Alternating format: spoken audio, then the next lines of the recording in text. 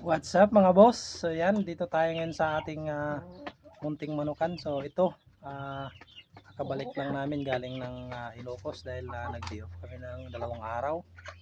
So na-miss ko yung mga alaga ko. At pagdating ko dito kanina, so ito yung ginawa ko kagad. Dinivider ko tong dati kong kulungan. Since naglimlim na yung isa kong manok doon.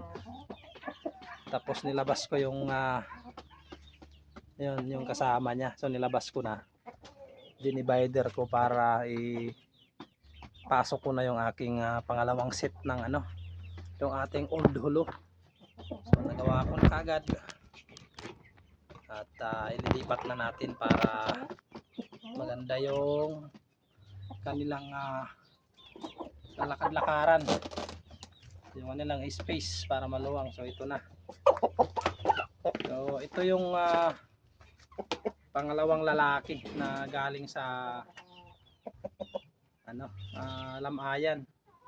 So yan, winner na rin to. So yan, may mga injuries na rin. So medyo matanda na to yung height niya.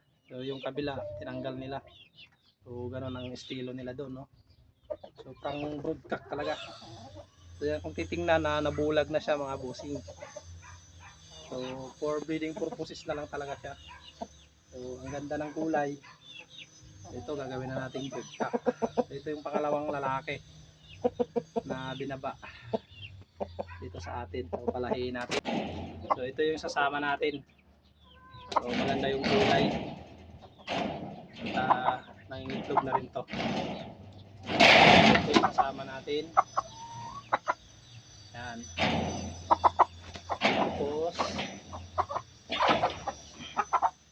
Tapos itong isa.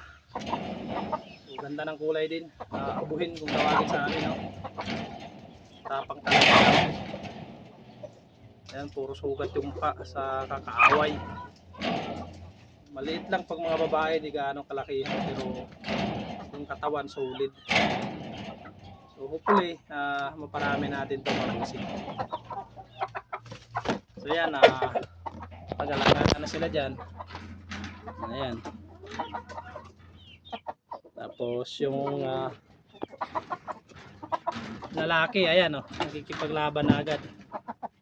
Ayan yung babae niya. So kailangan maitali natin yung isa para maiwasan nating magka-injury sila. So yun ang pangalawang set ko ng ating binabang hulo.